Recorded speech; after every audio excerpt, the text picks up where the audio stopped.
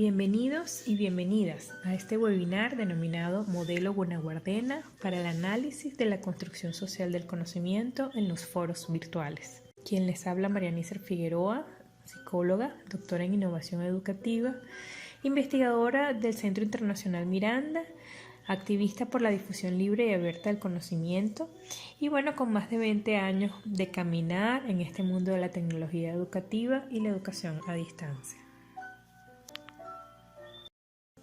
Inicio agradeciendo la invitación que me han realizado para compartir con ustedes información y algunas reflexiones sobre el tema de la construcción social del conocimiento, haciendo uso de foros virtuales, de espacios asincrónicos de intercambio y de diálogo. Es un tema que les comparto, estoy abordando desde referencias, saberes, experiencias que me han permitido de alguna manera posicionarme, pararme en un lugar de enunciación que sostiene mi palabra, dándole gran espacio a lo que tiene que ver al aprendizaje dialógico y a esa concepción de que el conocimiento se construye socialmente. Este lugar de enunciación lo he construido como facilitadora de formaciones a distancia y sobre todo en el momento en que he tenido la posibilidad de no solamente facilitar, sino de diseñar un programa a distancia. He convenido la presencia didáctica y pedagógica de un conjunto de elementos que permita que el curso esté mediado pedagógicamente, partiendo desde una mirada del constructivismo social que concibe precisamente que el conocimiento es un resultado de un proceso de interacción, de diálogo entre quien desea aprender y muchos medios, muchas fuentes, muchas voces, muchas palabras, muchas fuentes de saberes. Que de alguna manera implica que esa interacción de quien aprende con múltiples medios, estos medios son entendidos como algo que son como elementos de carácter social y cultural, no solamente físico. También me ha acompañado la perspectiva crítica de la pedagogía, sobre todo desde esa mirada que permite que entremos al mundo cuestionando y preguntándonos por qué el mundo en efecto es tal cual como es, preguntándonos a quién favorece y a quién no que el mundo siga estando como en efecto está. Y por supuesto, asumiendo que todos los paradigmas relacionados con el aprendizaje dialógico, el aprendizaje transformativo, así como la metodología dialéctica y comunicativa crítica, que de alguna manera todos estos son referentes que se convierten en el entramado teórico con los cuales quiero compartirles para iniciar las premisas fundamentales a la hora de poder propiciar una construcción social del conocimiento en los foros virtuales para, por supuesto, después pasar a analizar cuánto realmente estamos llegando a esa construcción en nuestros espacios asincrónicos de diálogo en las formaciones a distancia que llevemos a cabo. La primera premisa que quiero compartirles tiene que ver con la visión del ser humano, que de alguna manera implica determinar desde una mirada ontológica para quién estamos diseñando un curso en línea, por ejemplo, o a quién le vamos a facilitar un curso en línea. Tener claro esta visión ontológica del ser humano nos va a poder facilitar saber de qué manera nos vamos a posicionar como docentes, tanto como diseñadores como también facilitadoras de esos procesos. Y en este caso, la visión del ser humano que he podido ir construyendo a lo largo de este caminar y de este transitar en educación a distancia y también en la educación presencial, guiada, por supuesto, por muchos maestros y maestras, tanto que he conseguido en la teoría, pero también en la práctica, me han hecho ver, y cada día lo confirmo, que el ser humano, la visión del ser humano que les plantea es que este es el centro, pero también el sujeto del proceso de aprendizaje.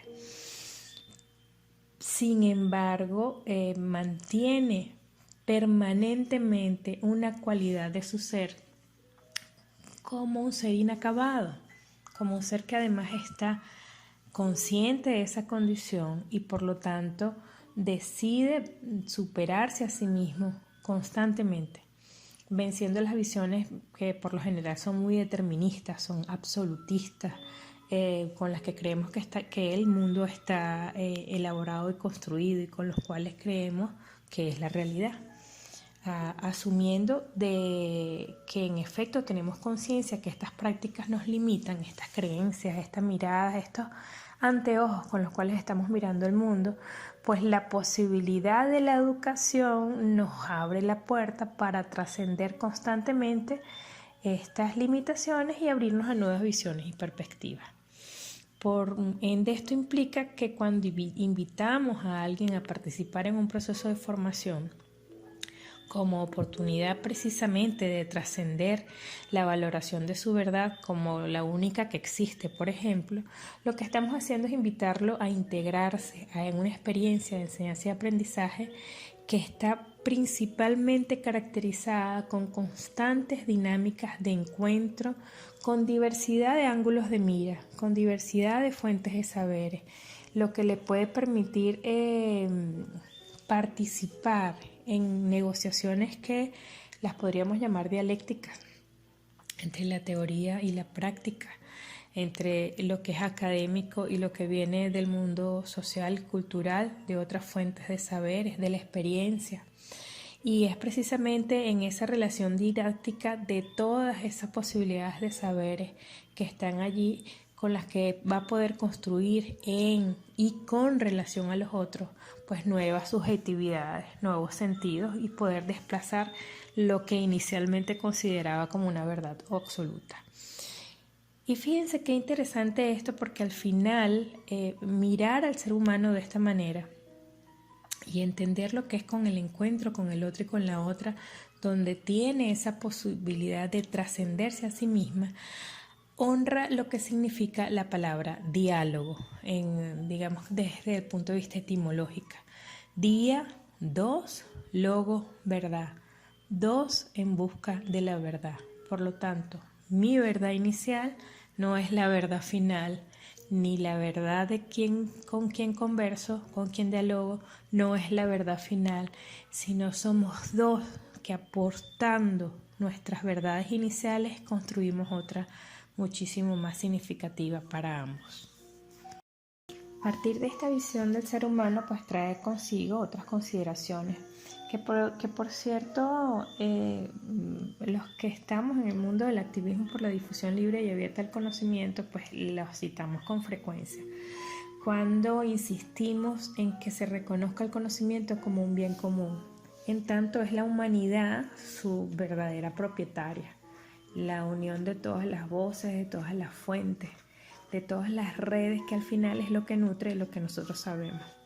Esto tiene que ver con una cualidad del conocimiento que en una jerga legal se le denomina res communis omnium, lo que implica, y lo que traduciendo eso que parece tan raro, lo que implica que nos están diciendo que la naturaleza en cuanto a origen del conocimiento es social, es común.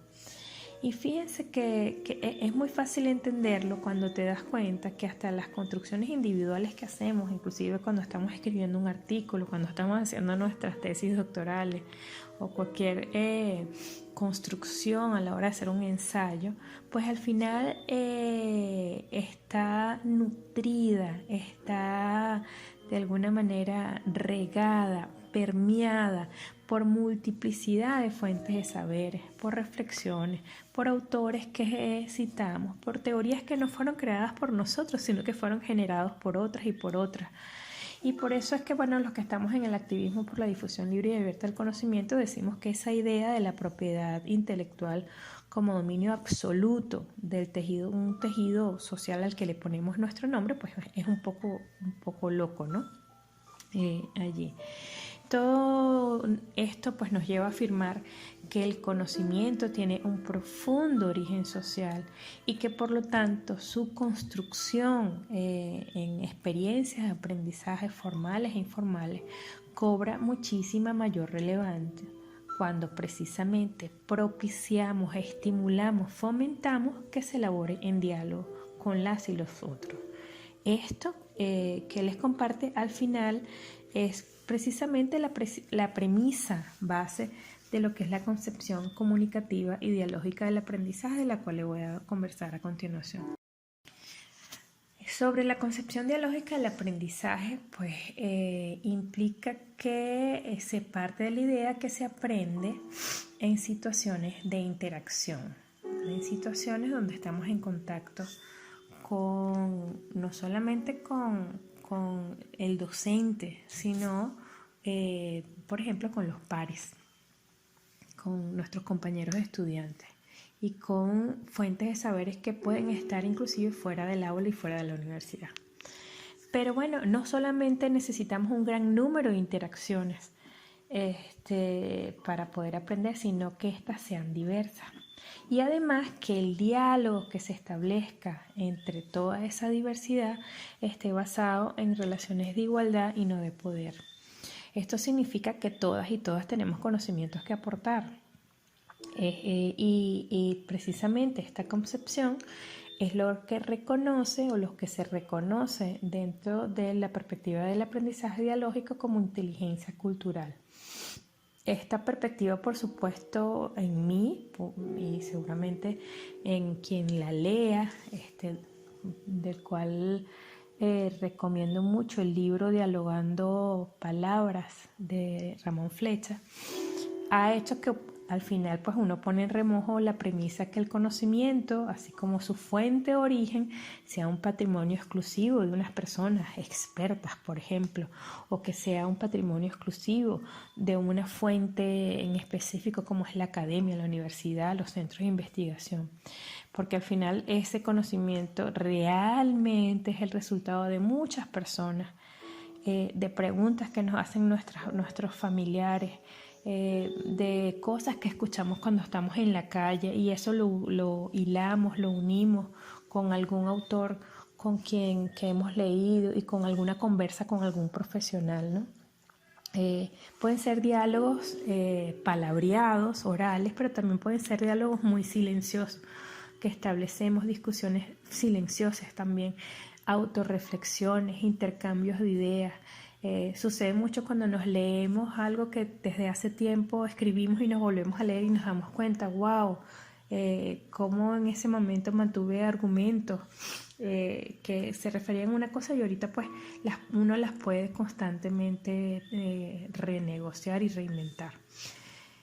Esto por supuesto desplaza muchísimo esa posición de poder del experto y además permite que se haga un reconocimiento a la importancia de la inteligencia cultural y a la vivencia de un diálogo igualitario. En palabras de Flecha, implica que estamos generando procesos de aprendizaje en donde se aumenta el aprendizaje instrumental en colectivo, se favorece la creación de un sentido personal y social y además este proceso está profundamente guiado por principios de solidaridad, en donde la igualdad y la diferencia son valores indiscutibles, compatibles y infinitamente enriquecedores a la hora de generar espacios de aprendizaje desde esta perspectiva.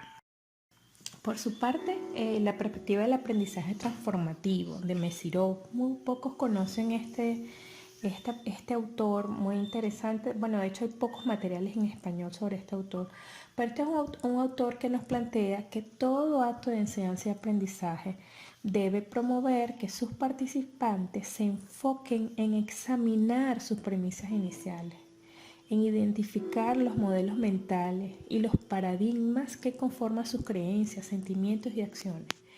Precisamente esta revisión inicial de lo que para algunos autores llaman los marcos de referencia es lo que puede permitir que se genere un proceso abierto que le permita calibrar las consecuencias de esos marcos, en tanto que con esos marcos es que actuamos en la vida, y que al final favorezca que pueda interesarse en explorar otras posibles alternativas a su paradigma, sobre todo cuando pone a prueba la validez de sus premisas, precisamente a través del diálogo reflexivo consigo mismo y con los demás. Ahora bien, cuando hablamos de lo dialógico, estamos hablando de interacción y de comunicación. Sin embargo, es importante que tomes en cuenta que esta interacción presenta diferentes tipos de relaciones. Una interacción que es entre estudiantes y docentes, cuyo propósito precisamente puede ser motivacional, de retroalimentación, por supuesto de orientación, de diálogo personalizada entre el docente y el estudiante. Hay otro tipo de interacción que tiene que ver con el estudiante y el contenido, que precisamente le permite acceder pues, a un conjunto de información instrumental y teórica, a la materia de estudio que lo llevó a cursar esa formación a distancia. Está la tercera, que es la más importante en esta perspectiva de la construcción social del conocimiento, que es la interacción estudiante-estudiante, y que precisamente de alguna manera se sustancia en la importancia de la mediación de pares a la hora de poder acceder a lo que Vygotsky llamaba la zona de desarrollo potencial. Y está la otra que hace referencia a la interacción que hay entre el estudiante y la interfaz comunicativa. Diría Latour que entre el estudiante y entre las personas y la tecnología. Latour, creador de la teoría del actor-red, precisamente reconoce a la tecnología como un actante más en los procesos de diálogo que podemos tener con los otros y con las otras, y que precisamente la tecnología también dialoga según la forma en que esté organizada, según la forma que nos responda allí al respecto. A pesar de esta diversidad de tipos de interacciones, y que seguramente hay muchísimos más, pues la realidad es que la mayoría de las interacciones que vemos per se y que acontecen en los foros son solamente de estudiante-profesor. Estudiante en el centro y todo el mundo respondiéndole al profesor.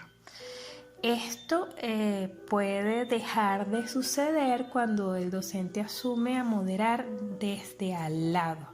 Es decir, se sale del centro de la discusión, se pone al lado, propiciando que la discusión y el diálogo sea entre los estudiantes, para de alguna manera desplazar esa postura desde el centro, donde el docente es el que tiene el protagonismo del proceso, y bueno, que consolida un poco esa premisa que el experto es el que tiene la verdad, y que por supuesto los estudiantes van a aprender la verdad del experto y no precisamente del resto de sus compañeros. Seguramente les ha pasado y lo pueden distinguir rápidamente en los foros, donde muy poco se retroalimentan las participaciones entre estudiantes, sino que están pendientes de responder lo que preguntan. Precisamente como una forma de trascender esta visión centrista que pone al docente como experto allí en el medio de todo, y después de estudiar los tipos de interacciones que propiciaban una construcción social de conocimiento, Gunnar ordena, acompañado por Lowe y Anderson, que pocos pues se citan, a finales de los años 90, o sea que esto no es nada nuevo, generan un modelo basado precisamente en propuestas que tienen que ver con el interaccionismo social. Este modelo hace referencia a la importancia, a la gran importancia que tienen los procesos de mediación, no solamente docente-estudiante, sino a la importancia de la mediación entre pares para precisamente, como lo cité anteriormente, poder acceder a las zonas de desarrollo potencial planteado a finales de los años 40-50 por Vygotsky. Para ello, pues estos autores parten de la importancia precisamente del diálogo en la construcción del conocimiento, en este caso en espacios que son asincrónicos como los foros virtuales.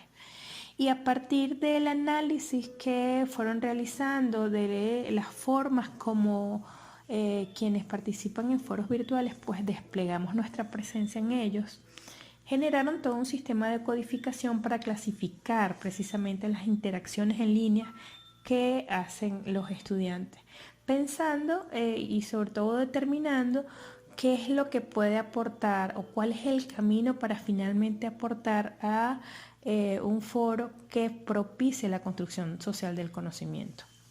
Este modelo que proponen estos autores presenta 5 fases que pueden verla en la imagen a continuación. Hay en muchos registros teóricos de investigaciones que se han hecho con este modelo que indica que son como fases jerárquicas, ¿no? Una primero y otra después para, y otros dicen que pueden ser absolutamente circulares.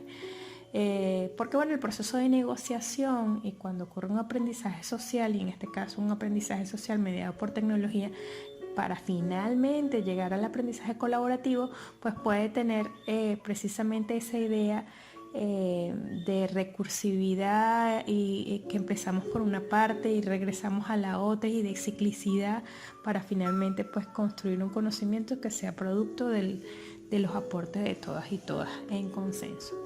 Bueno, como pueden ver allí, pues estas fases a las que hace referencia el modelo de Gunawardena, Low y Ardenson tiene cinco fases. La primera referida a compartir información, una segunda que está destinada a descubrir y explorar disonancias o inconsistencias de ideas, de conceptos o enunciados. La fase 3 que hace referencia a negociar significados para precisamente co-construir cooperativamente el conocimiento.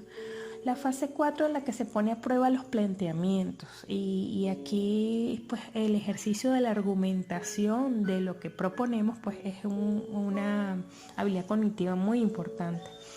Y finalmente la fase 5 en donde se enuncian los acuerdos, se termina de validar y consensuar la co-construcción, y además, importantísimo, lo que se co-construye se aplica. En tanto esos nuevos significados construidos, pues es importante que tengan una finalidad, que sea insumo para alguna otra cosa más. Es de hacer notar que esta idea de distinguir las fases es lo que sirve precisamente de guía para que los docentes pues puedan propiciar las preguntas, puedan escribir los comentarios que permitan que, por ejemplo, podamos pasar de esa fase donde nada más compartimos una opinión a una fase donde permitamos exponer la diferencia que podemos tener con un planteamiento hasta llegar a una negociación de ese negociamiento. Veamos con detenimiento cada una de estas fases. Un aprendizaje social, y en este caso un aprendizaje social mediado por tecnología, para finalmente llegar al aprendizaje colaborativo, pues puede tener precisamente esa idea de recursividad y que empezamos por una parte y regresamos a la otra, y de ciclicidad para finalmente pues construir un conocimiento que sea producto de los aportes de todas y todas en consenso. Bueno, como pueden ver allí, pues estas fases a las que hace referencia el modelo de Gunawardena, Low y Ardenson tiene cinco fases. La primera referida a compartir información, una segunda que está destinada a descubrir y explorar disonancias o inconsistencias de ideas, de conceptos o enunciados. La fase 3 que hace referencia a negociar significados para precisamente co-construir cooperativamente el conocimiento. La fase 4 en la que se pone a prueba los planteamientos, y aquí pues el ejercicio de la argumentación de lo que proponemos pues es una habilidad cognitiva muy importante.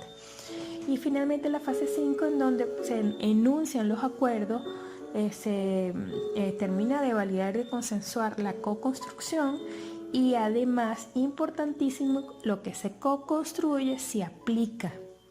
En tanto esos nuevos significados construidos, pues es importante que tengan una finalidad, que sea insumo para alguna otra cosa más.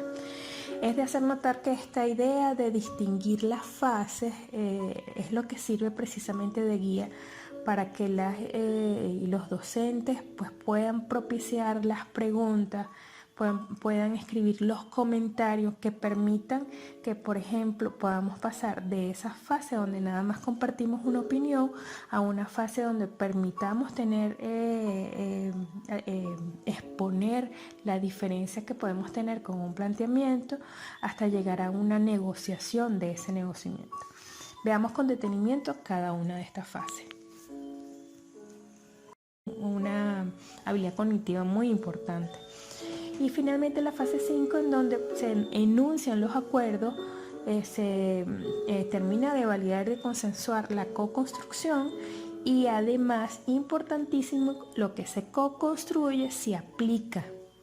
En tanto esos nuevos significados construidos, pues es importante que tengan una finalidad, que sea insumo para alguna otra cosa más.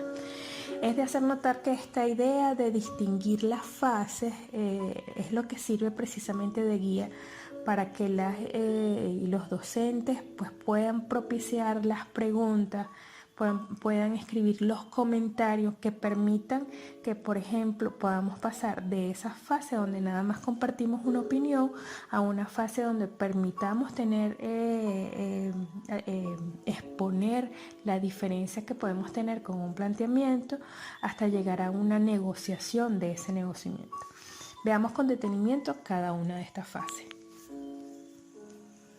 De guía para que los docentes pues, puedan propiciar las preguntas, puedan escribir los comentarios que permitan que, por ejemplo, podamos pasar de esa fase donde nada más compartimos una opinión a una fase donde permitamos tener, exponer la diferencia que podemos tener con un planteamiento hasta llegar a una negociación de ese negociamiento. Veamos con detenimiento cada una de estas fases. Donde permitamos tener, exponer la diferencia que podemos tener con un planteamiento hasta llegar a una negociación de ese negociamiento. Veamos con detenimiento cada una de estas fases. Hasta llegar a una negociación de ese negociamiento. Veamos con detenimiento cada una de estas fases. Cada una de estas fases.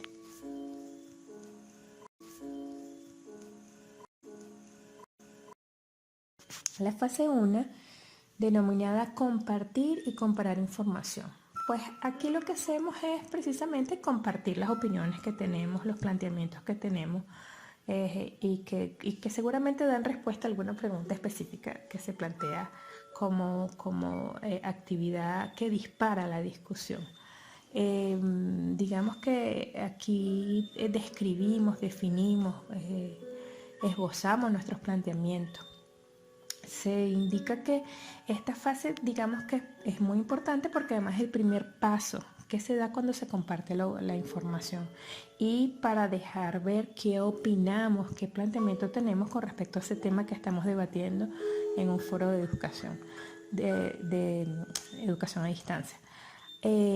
Aquí brindamos ejemplos, podemos preguntarnos mutuamente para poder asegurar que estamos comprendiendo lo que el compañero desea comunicar, y precisamente los indicadores que se utilizan para valorar cuándo una interacción en el foro está en este nivel tiene que ver con lo que ven en la imagen que les estoy compartiendo a continuación. Ejemplos pueden ser que el estudiante comparte su planteamiento, manifiesta acuerdo con un planteamiento hecho por uno o más de los participantes, puede decir estoy de acuerdo con lo que plantea fulanito, o sobre el tema que estamos planteando yo considero tal cosa. Puede proveer ejemplos para sustentar lo que está proponiendo, o también para sustentar el planteamiento hecho por otro compañero. Entonces, bueno, puede decir estoy de acuerdo con lo que plantea fulano, o también indicar, bueno, precisamente como lo plantea el compañero, hay un ejemplo que hace referencia a tal cosa. Es en esta fase donde también se realizan preguntas para poder clarificar los planteamientos de los demás. Y con mucha frecuencia podemos ver en esta fase que bueno, se traen autores, bueno, según el autor tal, un poco para darle validez a los planteamientos que estamos teniendo a la hora de iniciar la discusión. La segunda fase, que requiere de mucha moderación por parte del docente, requiere mucha mediación pedagógica por parte del docente, tiene que ver con descubrir y explorar disonancias, inconsistencia de ideas, de conceptos denunciados, ¿no? Esta es una fase que se caracteriza por identificar desacuerdos, preguntas y respuestas que puedan precisamente dar cuenta del origen de un desacuerdo. Aquí los estudiantes pueden colocar, bueno, pero tal autor plantea algo completamente diferente, en mi experiencia no se parece a lo que tú estás planteando, sino que he vivenciado tal cosa.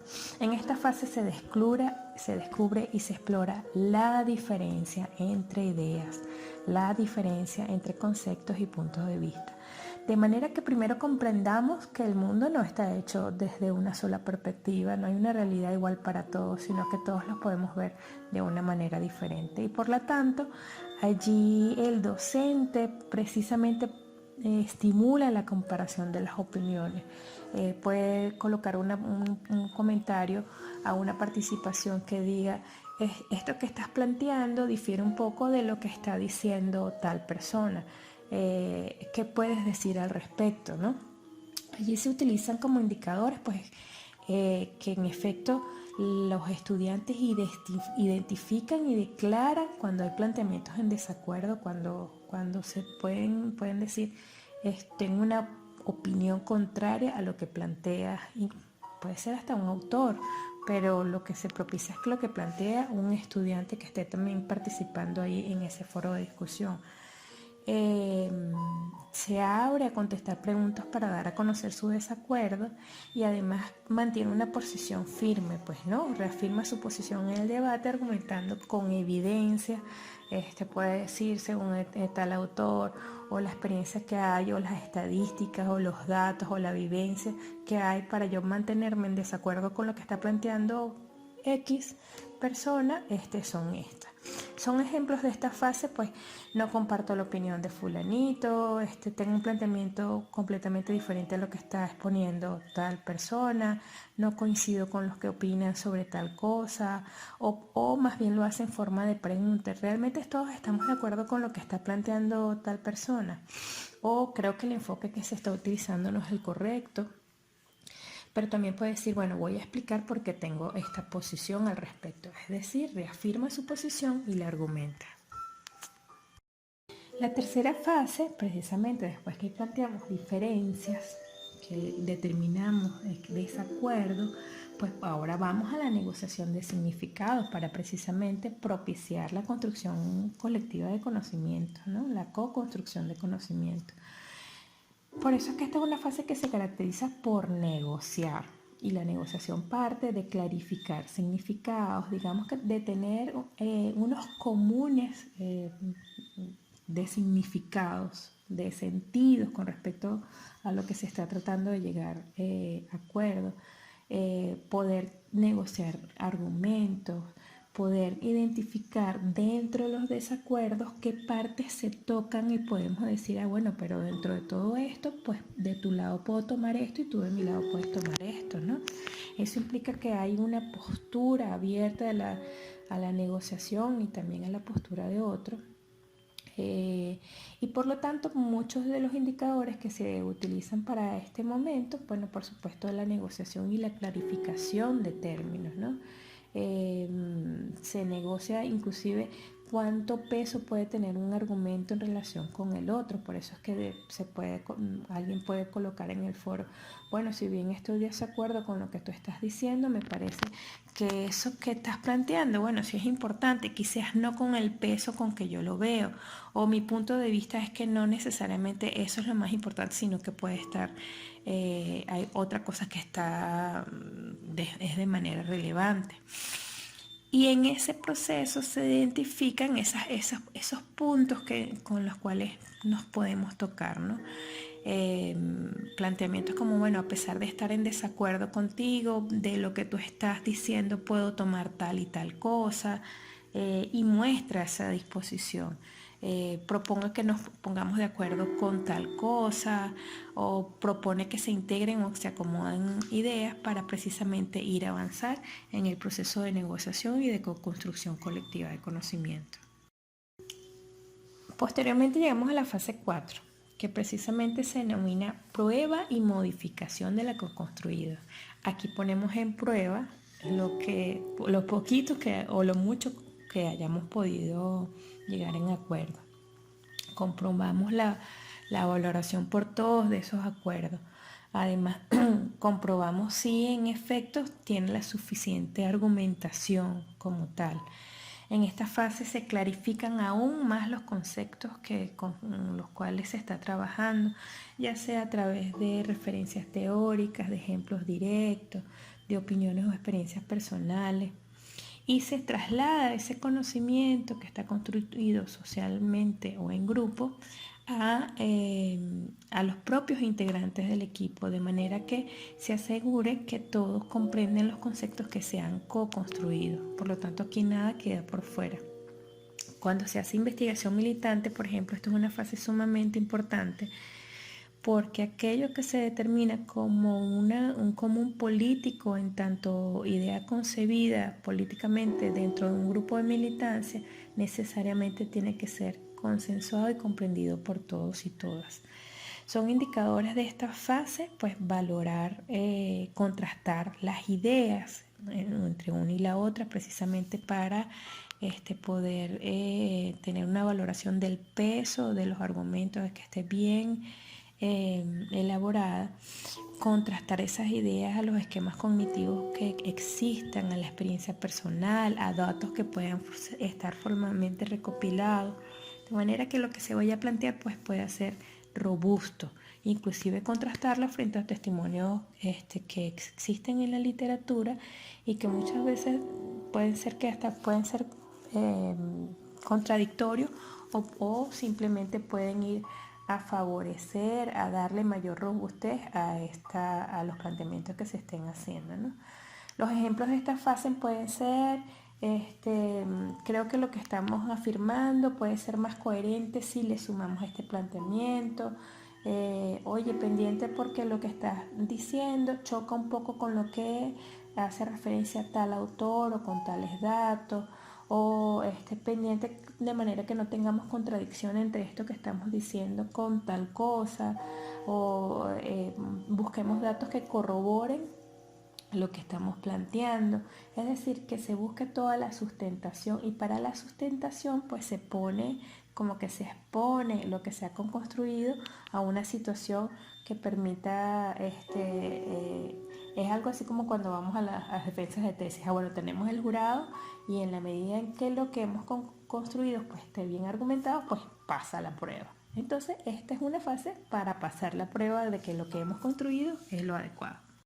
Y finalmente se llega a la fase 5, que es una fase donde, bueno, se enuncian los acuerdos. Bueno, ya entre todos llegamos a este acuerdo.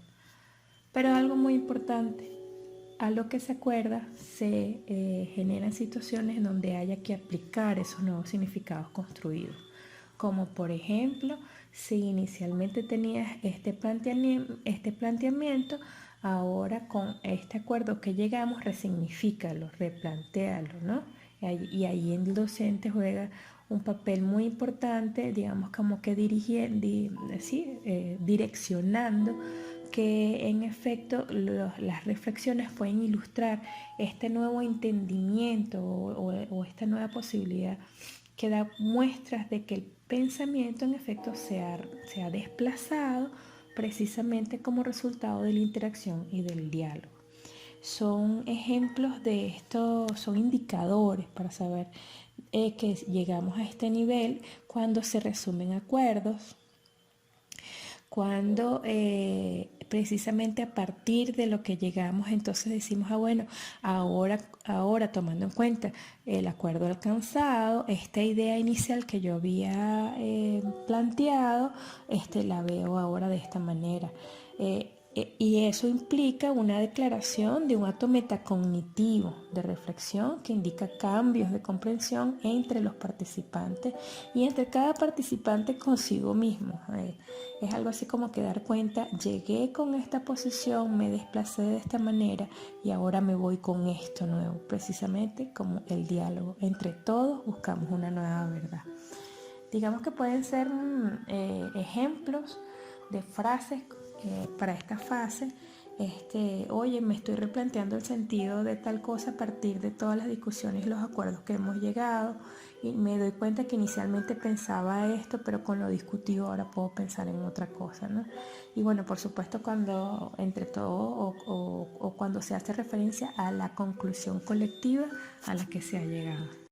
Ahora fíjense, para poder acompañar como docentes todo este proceso, pues muy importante el ejercicio de la mediación por parte del docente. Y aquí hago referencia a la propuesta de Garrison y Anderson, que hace referencia a los 3 tipos de acciones importantes para la construcción de conocimiento social. Realmente ellos lo abordan para la construcción de comunidades de aprendizaje. Pero que tiene que ver con lo que es la presencia social, la presencia docente y la presencia cognitiva. De estas 3 cosas voy a resaltar fundamentalmente la presencia social, porque hace referencia a que el docente pueda propiciar condiciones afectivas entre las y los participantes, que pueda propiciar un clima afectivamente positivo en ese intercambio comunicativo que se va a establecer en un curso a distancia. A pesar de que no estamos físicamente presentes, nos podamos sentir cercanamente presentes de eso, con quienes estoy compartiendo la construcción del conocimiento.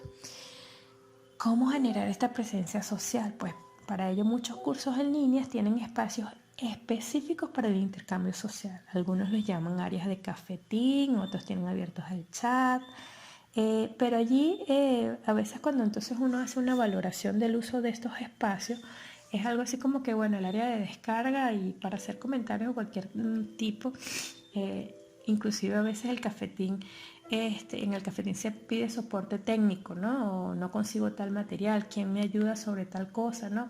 Cuando para eso debería haber un foro específicamente de ayudas y apoyos técnicos y pedagógicos.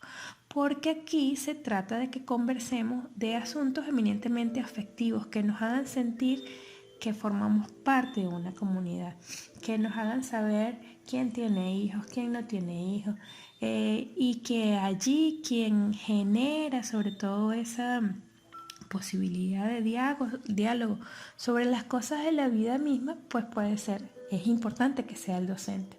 Quizás en este momento, en ese cafetín, que alguien haga un comentario sobre lo hermoso del desempeño de la Vinotinto en la Copa América, o que un docente abra su comida favorita, que diga, oye, justo los dejo hasta aquí porque voy a hacer tal receta porque a mí me gusta cocinar de tal cosa. Alguien me puede intercambiar una receta sobre X. Y ustedes dirán, ay, Marianisa, pero eso parece así como que algo que puede distraer a los estudiantes. Pero es que precisamente poder alcanzar el sentir de la cercanía afectiva es lo que me va a generar un clima de confianza a partir del cual yo voy a tener como que la certeza que puedo decirle al otro, mira, yo no estoy de acuerdo con eso que tú estás planteando a la hora de pasar a la fase 2 del modelo Buena Guardena, ¿no? Pero también poder tener la certeza de que tengo esa posibilidad de que con esa persona con que he establecido algún vínculo afectivo, tengo mayores posibilidades de llegar a acuerdos. Entonces, precisamente la presencia social es uno de los aspectos más importantes para la construcción del conocimiento social. Las otras 2 ustedes las conocen, por supuesto la presencia docente, que tiene que ver con la orientación, la retroalimentación constante del docente. Esto implica un alto nivel de comunicación, de presencia en el curso, y por eso muchas instituciones colocan cuál es el máximo tiempo de respuestas con los cuales un docente puede retroalimentar no solamente una tarea, sino la participación en un foro, el tiempo para dar respuesta, ¿no? Para orientar además. Y la otra que tiene que ver con la presencia cognitiva, que es precisamente cómo el docente da orientaciones para generar procesos cognitivos a la hora de construir conocimiento al respecto. Para finalizar, y como para aterrizar un poco esto, que quizás para algunos puede sonar algo teórico, quiero compartirles que en mi experiencia hay unos aspectos claves que pueden hacer que un foro en efecto favorezca la negociación de significado y la construcción de conocimiento social. Lo primero tiene que ver con el diseño del foro y que ese foro precisamente tenga elementos problematizadores que impliquen un reto en sí mismo, en lo que plantea el foro, un reto para que todos puedan ponerse de acuerdo de algo que puede ser muy disímil, ¿no? Preguntas dilemáticas, por ejemplo, ¿no? Hay excelentes materiales sobre la bioética, ¿no? Cómo esto, que es muy técnico, en el momento en que lo unimos con la ética y con la ciudadanía, pues puede traer muchas contradicciones.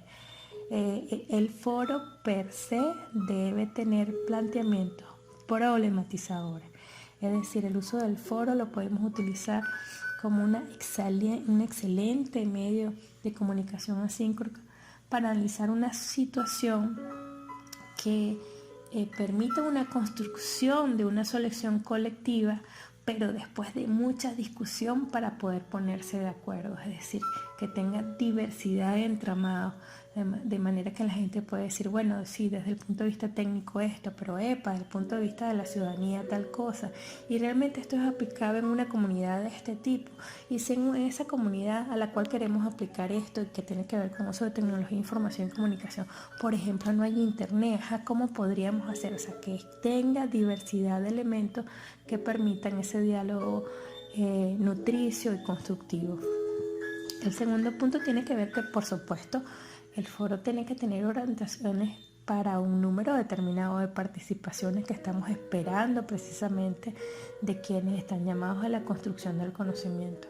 Muchos foros simplemente con una respuesta, la calificación ya es la adecuada porque en efecto respondió a lo que se le estaba preguntando, pero ahí no estamos quedando en el nivel 1, ¿sí? Y además nos estamos quedando precisamente en el modelo donde lo que se le responde es al experto que está preguntando algo. En mi experiencia en la Simón Rodríguez, en la Universidad de la Seguridad, y cuando tuve la oportunidad de estar dirigiendo profe en OPSU, pues que cuando hicimos el curso avanzado de formación para docentes en educación mediada por tecnología, pues decíamos que el mínimo tenía que ser 3 participaciones, el mínimo, o sea que de ahí en adelante muchas más. Una primera para responder a la situación problematizadora que plantea el foro, una segunda para hacerse comentarios entre compañeros y compañeras, y en otros casos decíamos comentarios pues que en donde identifiquemos el acuerdo, pero también un comentario donde podamos ver cosas que no son símiles, ¿no? Precisamente para empujándolos un poquito, estimulándolos un poquito para que vayamos a la fase 2 del modelo. Y por supuesto una tercera que tiene que ver con que puede hacer una síntesis que dé cuenta de la negociación de sentidos, de planteamientos y significados, que contraste, y que es la oportunidad de poder hacer el ejercicio metacognitivo de contrastar de que después de toda la discusión, en efecto, mi pensamiento o mi creencia se ha desplazado, mi pensamiento y mi aporte inicial se ha desplazado, es decir, se ha nutrido con el diálogo, y por lo tanto podemos hablar allí entonces de construcción social de conocimiento. Y el otro aspecto tiene que ver que, bueno, los resultados de lo que se discuta, en especial los acuerdos, necesariamente deben ser insumos para otra cosa, para una actividad posterior. Es decir, que no solamente se trate de participar, de leer lo que los demás aportan, de contestarle, no solamente implica negociar significados, que ya ahí estamos avanzando, saliéndonos de esos foros donde solamente contestamos las preguntas allá, sino que en sí mismo esa negociación de significado para construir un nuevo conocimiento tenga unas megatareas posteriores a los cuales necesitamos necesariamente, valgo la redundancia, llegar a esos acuerdos para poder hacer otro tipo de tareas. Les pongo un ejemplo, que además es una de las actividades que he vivenciado y que he propiciado en cursos a distancia que más me ha gustado. Se trata de que en el foro la orientación es que sobre la base de un material, lo primero que se van a compartir son preguntas. Y ahí ya desplazamos esa mirada de que tenemos que responder al docente. Son preguntas. Sobre la base de lo que leíste, comparte 2 preguntas. Cada persona comparte preguntas. Y la segunda participación a la que estamos llamados es precisamente responder las preguntas de nuestros compañeros según nuestras visiones, percepciones, nuestras consideraciones iniciales. Y por supuesto ahí está el profesor mediando para que entonces en eso que le estamos contestando al participante pues pueda verse la diversidad de ángulos de mira con respecto a aquello que se está tratando de responder y de concebir una nueva verdad. Precisamente los resultados de los aportes que todos dan respondiendo a una pregunta inicial que tiene el participante son los insumos con los cuales el participante tiene que elaborar un trabajo escrito donde dé respuestas a la pregunta que planteó en el foro. Por supuesto, esa pregunta va a estar nutrida, digamos que va a ser un tejido de todo lo que le han aportado sus compañeros, incluyendo el docente que también puede dar aporte. Es decir, necesita del aporte de todos para poder responder sus propias preguntas. Por supuesto, esta hibridación lleva a una negociación de múltiples significados y que son productos precisamente de los aportes que entre todos se han dado y del acuerdo que finalmente se puede hibridar por una pregunta que es lanzada por el mismo estudiante. Y bueno, la he vivido, esta estrategia didáctica, precisamente como la oportunidad de que es con el otro y con la otra donde puedo conseguir respuestas, inclusive respuestas a mis propias preguntas. Bueno, y para finalizar, compartirles que precisamente propiciar estos procesos requiere por parte de quienes facilitamos cursos a distancia hacer uso de algo muy viejo como lo es el diálogo socrático, hacer uso pedagógico de la pregunta. Preguntas que constantemente estén generando apertura, no solamente de nuevas ideas, sino apertura de procesos cognitivos, de procesos afectivos también, emocionales, en tanto integración de todos los elementos que participan a la hora de construir conocimiento colectivo. Preguntas que propicien la concatenación de ideas, preguntas que propicien que se contraste un planteamiento de un docente, de un participante con una teoría, de un participante con lo que el otro participante está diciendo. Y por eso pues les comparto una guía de preguntas socráticas que estando en la fase fundacional de UNES compilamos cuando tuve la honrada oportunidad de llevar esa coordinación en la fase fundacional. Y bueno, coordinación que precisamente hoy está en unas maravillosas manos, por los cuales me alegra mucho lo que se ha generado después de que hagamos la fase fundacional de UNES virtual. Les comparto esta guía y bueno, me despido esperando que la información que aquí he expuesto, que les he compartido, no solamente sea de interés, sino que sea de utilidad para todas y todos. Muchas investigaciones pueden conseguir en internet sobre el modelo de Gunnaud-Verdennes, sobre todo analizando foros de discusión. Después que el foro se cierra, analizando hasta qué fase pudimos llegar. Lo que sirve como una retroalimentación de la calidad de la mediación docente y además de la calidad del conocimiento que se está generando en los espacios virtuales de formación.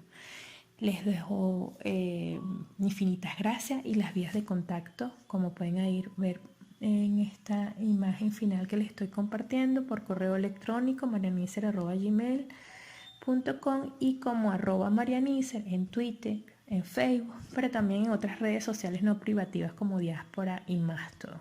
Me despido de ustedes, muchísimas gracias y estaré atenta a las observaciones, a las preguntas y a los comentarios que quieran hacer al final de este webinar. Muchísimas gracias.